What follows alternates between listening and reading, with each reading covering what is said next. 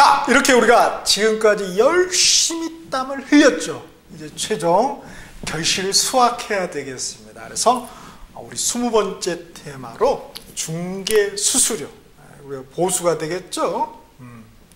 그래서 이 보수라는 테마를 한번 보도록 하죠. 자, 사실 이제 우리 중개업이 좋은 이유가 꼭 이제 보수 뭐 이런 것보다 물론 이런 것도 있겠지만은 제가 볼 때는 말이죠. 이렇게 남이 만들어준 자리 있죠. 그 자리만큼 허망한 건 없는 것 같아요. 이렇게 장관, 그게 겉으로는 좋아 보이죠. 그러나 대통령이 너 나가! 너 왜 이러자! 그러면 뭐야? 울면서 막 나가잖아요. 자, S 무슨 뭐 전자, 말해가지고 사장. 저는 그거 별로 뭐 안 부럽더라고요. 서울은 부러운 거 아니죠. 진짜 안 부러워요. 왜? 너 나가! 그럼 또 나가야 되잖아요. 그래서 제가 감히 뭐 이런 말씀 드릴 입장은 아니지만 남이 만들어준 자리만큼 허망한 건 없다. 중개업자 누가 만들어줬습니까? 그렇죠. 내가 만들어줘. 내가. 그러니까 나를 자를 사람은 누구밖에 없어요? 나밖에 없어요. 내가 주인으로 사는 거죠. 그래서 저는 중개업이 상당히 의의가 있다. 이렇게 봅니다. 진짜 동의하신다고요? 네, 고맙습니다. 자, 여튼 땀을 흘렸으니까 이 보수 챙겨야죠. 그죠? 요때 여기 이게 상당히 기분 좋습니다. 그래서 한번 받아보세요. 아주 떨립니다. 그죠? 자, 그래서 요약해 보니까 중개 수수료 역시 여기서도 행위제한 따라요. 법에서 딱 정해놓는단 말이에요. 너 얼마큼만 받아라. 누구를 보호하기 위해서? 우리 고객들, 중개 의뢰인을 보호하기 위해서. 그렇죠? 그래서 그 행위 제한입니다. 그래서 요약의 첫 번째 중개 수수료라는 보수가 있고요. 그 다음에 이제 다음 페이지 보면 두 번째 가로 2번 실비라는 게 있죠. 그렇죠? 요거는 이제 중개 행위 외의 행위로 이제 땀을 흘린 경우에 받는 보수입니다. 자, 그래서 중개 수수료 보니까 여기서는 이제 중요한 게 두 번째 그 기준 계산이죠. 계산을 잘해서 잘 받아야 되겠죠. 그렇죠? 이 계산 문제 틀린 분은 제가 한 번도 못 보셨어요. 자기 돈이다 생각하니까 뭐예요?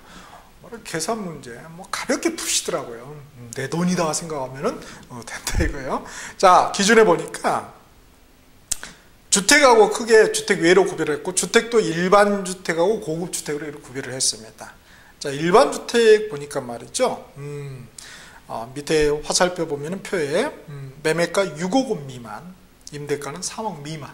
그렇죠? 우리 같은 일반 서민들의 그런 경우는 좀 더 강력하게 규제를 하겠죠. 그래서 거래 금액 및 요일이 나와 있죠. 그래서 사무소 관할 시도 조례에서 정한 매매 교환의 경우 거래 금액의 0.9% 이내, 그렇죠? 또 시도에 각 상한 요일이 있어요. 그 다음에 이제 임대차는 거래금이 0.8% 이내 이렇게 또 제한을 더 이제 제한을 한 거죠. 임대차 같은 경우 이제 더 사회적 경제를 약자로 봐서 그렇죠? 뭔가 보호를 하려고 하죠. 그 다음에 이제 고급 주택은 매매가가 6억 이상, 임대가 3억 이상입니다. 그래서 요분들이 이제 뭐 살만하시다. 물론 이제 요분들도 왜 우리는 이렇게 좀 그러냐 하지만 여하튼 정부 입장은 그런 거 봐요. 그래서 이런 고급 주택의 경우는 상호 협의해서 하세요. 잘 협의하세요. 이런 얘기죠. 근데 매매 가격은 0.9%, 임대차는 0.8% 이내에서 이제 협의하라 이거죠. 그다음 그 외, 그러니까 우리 상가나 토지 이런 것들을 말하겠죠. 요거는 이제 0.9% 이내. 요거 이제 더 살만한 분이다. 이렇게 봤나 봐요. 그래서 이렇게 또 협의해서 이렇게 받도록 하고 있습니다. 니은번에 계산 보니까 그럼 거래 금액에다가 0. 몇 프로 곱할 거 아니겠습니까? 그쵸? 그러면 이제 계산이 돼서 나온 금액이 있을 거예요. 가액이. 그래서 그 산출가하고 그 다음에 법에서 정한 한도액이 있을 수 있어요. 그러면은 어떤 거? 우리는 큰 거 받고 싶죠. 그러나 우리 법에서 누구를 위한 거다? 이쪽이 아니라 이쪽이라고요. 그러니까 아무래도 적은 거, 그죠? 적은 쪽을 받도록 하겠죠. 이렇게. 그 다음에 여하튼 밑에도 산출가하고 한도에서 또 한도액이 더 커요. 근데 산출가가 적어. 더 적은 게 산출가잖아요. 여하튼 적은 거 받아라 이겁니다. 그럼 이제 양쪽에서 받을 수 있죠. 이렇게. 그죠? 곱하기 2 하면은 여기 이제 나오겠죠. 그렇죠? 그 다음 밑에 이제 두 번째 실비는 보니까 두 가지의 경우요. 중개대상물 권리관계 등의 확인. 그죠? 이게 이제 그 일반인들은 이제 부동산 등기부를 잘 못 보실 수 있습니다. 물론 이제 잘 보신 분도 있겠지만은, 자, 그런 경우에 우리가 해줬다. 그죠? 근데 어디? 중개대상 권리관계 확인. 이제, 권리 이전. 요쪽. 이렇게 정보를 분석을 의뢰했다기보다 또 말이죠. 이제 여기가 하면은 우리가 조사를 할 수가 있겠죠. 조사할 때 돈 든단 말이에요. 그죠? 확인할 때. 그때. 그 다음에, 계약금 등의 반환 채무 이행 보장. 그죠? 요거는 이제, 여기. 여기 이분들은 이제 돈을 주는 거 아니에요, 이쪽에? 그러면 떼일 염려가 있죠. 그러면 요 돈에 대해서 불안해. 그러니까 뭔가 우리가, 일을 해줄 수가 있어요. 그런 경우에 받는 게 하나의 또 실비가 될 수 있습니다. 그래서 이쪽은 이쪽 중개대상 권리관계 등형이, 이쪽은 계약금 등의 반환 채무 이행 보장. 그래서 우리 이제 테마로는 예치라는 테마로 해서 나왔습니다. 그래서 그 두 군데에서 이제 받을 수가 있겠죠. 자, 이걸 위반 시의 제재사. 위반은 뭐냐면 수수료 실비는 법에 정해진 것 초과해서 받지 말아라! 해서 아예 금지행위로 못을 박아놨죠. 그래서 금지행위 두 번째에 해당된다. 앞에 테마 우리 금지행위 이론에서 배웠습니다. 그러면은 임의적 등록 취소, 그다음에 1학년 일반에 편입될 수 있는 영광을 부여합니다. 그렇죠? 이렇게 되어 있고요. 자, 그래서 수수료가 이제 주 포커스가 되는 것이고요. 그 다음에 우리 실비에서 이렇게 계약금 등의 반환 채무 이행 보장 관련해서 우리가 실비를 받을 수 있다고 하는데, 그게 이제 예치라는 제목으로 해서 저는 기술을 해봤습니다. 그래서 21번째 테마입니다. 예치. 법 전문상 제목은 뭐라고요? 계약금 등의 반환 채무 이행이 보장이다. 이렇게 되어 있습니다. 그렇죠? 그래서 밑에 보니까 요약에 거래 안전 보장이 목적이다. 그렇죠? 거래 안전. 그래서 맨 밑에 보면은 표 밑에 당구 표시 예치 제도는 미국의 에스크로우 개념과 유사하다 이렇게 돼 있죠. 그러니까 미국에는 그 에스크로우업이라는 게 따로 있어요. 이렇게. 근데 우리는 아직 부동산은 좀 그렇지만은 요게 요 에스크로우 개념이 되는 거죠. 그러니까 즉 예컨대 1억이에요. 그럼 1억을 갖다가 중개업자나 다른 사람 이름으로 이쪽으로 바로 주지 않고요.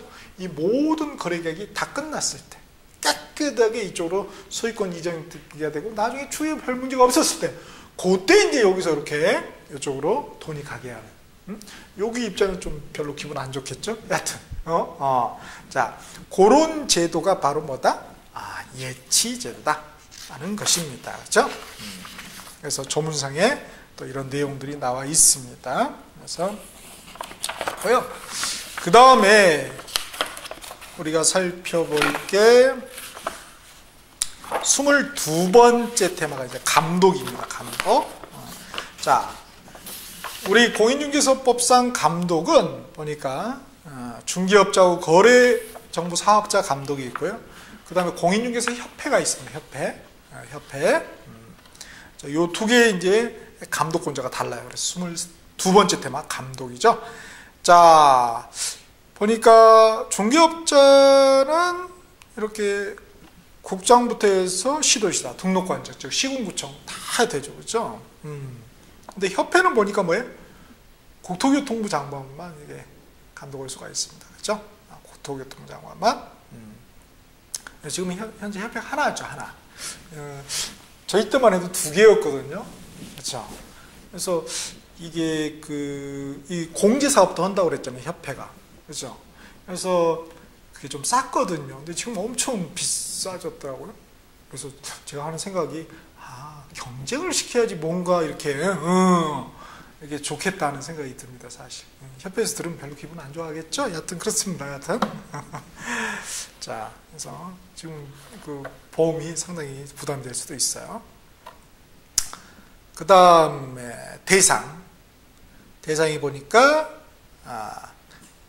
중개업자, 거래정보사업자에 말씀드렸고요.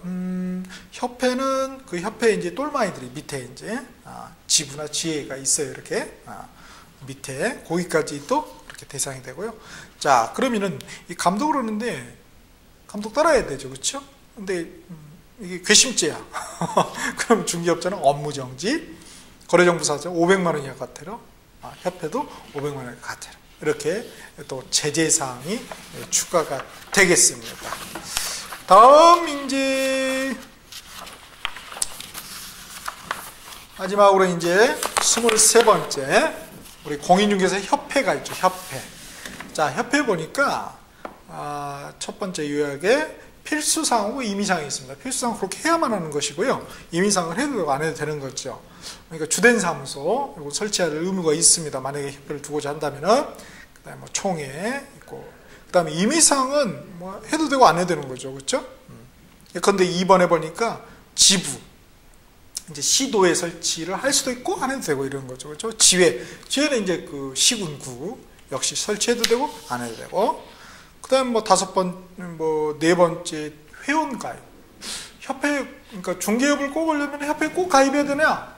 그럴 의무는 없어요. 공인중개사 설치한다면 무조건 협회에 그럴 의무 없다 이거야. 자유입니다, 자유. 그렇죠?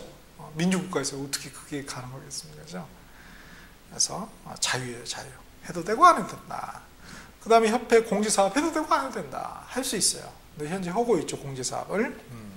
그래서 많은 분들이 이쪽을 통하고 있습니다. 자, 그러면 협회 이제 각종 이제 행위들이 있겠죠, 그렇죠? 그 중에 이제 중요한 게 이제 공제 사업을 했는데 두 번째 보면은 그 위반시 제재 사항이 나와 있어요. 위반시 제재 사항. 그래서 공제 사업 운영 시절 미공시했다. 공시라는 건 공개적으로 보여줬다 이거죠. 근데 그걸 안 했어. 그 다음에 시정명령을 했는데 행정기관에서 그걸 이행하지 않았어요. 그럼 뭐예요? 그 협회에 대해서 500만 원 이하의 과태료에 때려질 수가 있어요. 자, 이렇게 우리가 실질적으로는 우리 공인중개사 법상, 법령상 중개실무 1원, 중개 1원, 그리고 중개 실무 이걸 마무리를 지었습니다. 그렇죠? 이제 나머지는 다른 법률, 타법상의 우리 중개하고 관련된 그런 내용만 정리하면 되시겠습니다.